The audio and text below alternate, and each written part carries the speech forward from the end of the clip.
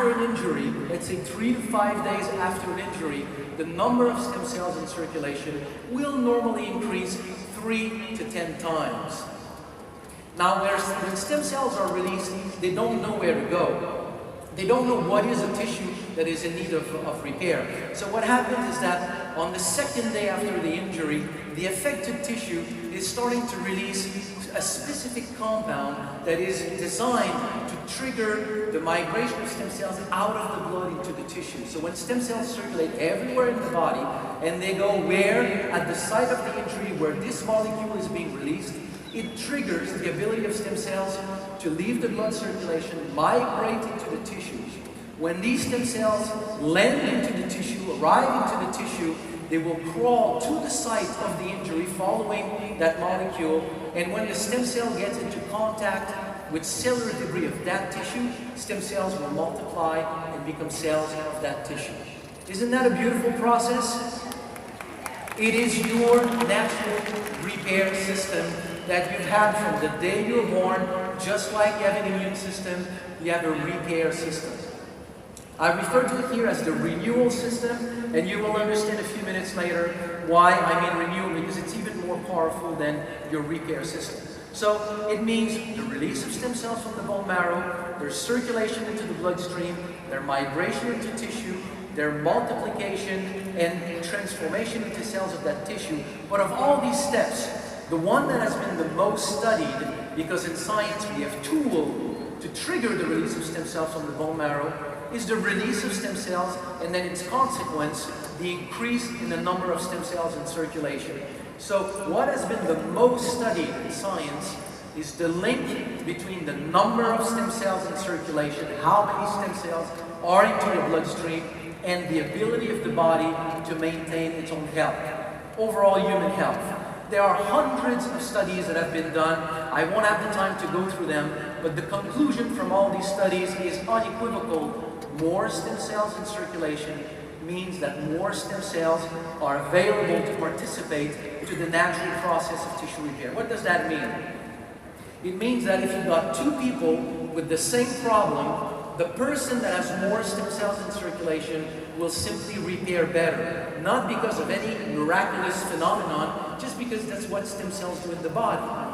A flip side of this conclusion is that if one person has a problem, but that person can put more stem cells in circulation, then that person's ability to repair will then be enhanced.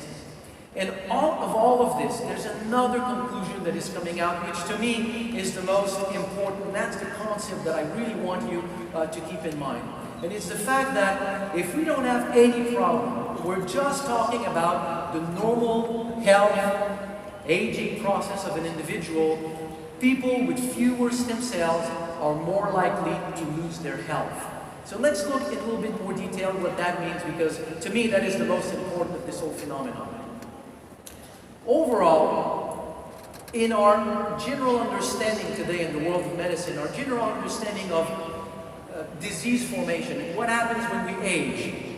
When we're born, we are in radiant health, then we reach peak health around, let's say, 20, 25 years old, and then from there on, it's just a slow decline. It's a little bit like to say, we're born with a bank account, we reach the maximum amount in the bank account at about 25 years old, and from there, we just spend that money. So how much money we started with, the rate at which we spend it is going to tell us how far we're going to go.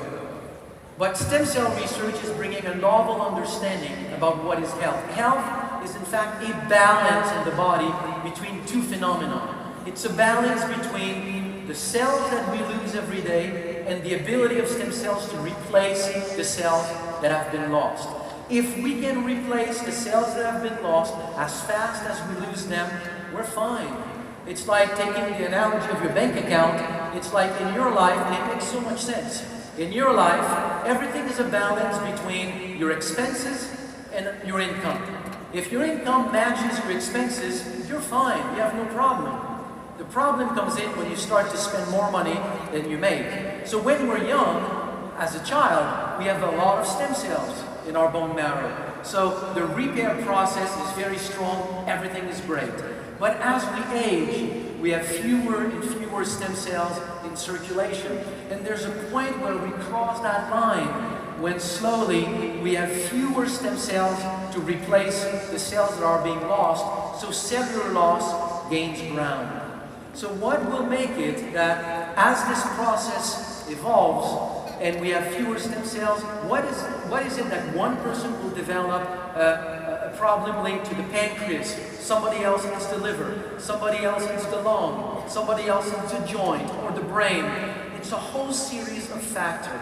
It's your genetics, your past injuries, your exposure to environmental toxins, your lifestyle, your physical stress, your ability to handle physical stress, your ability to rest, to sleep, your diet, your mother-in-law, all of this. It's the pressure that is applied to you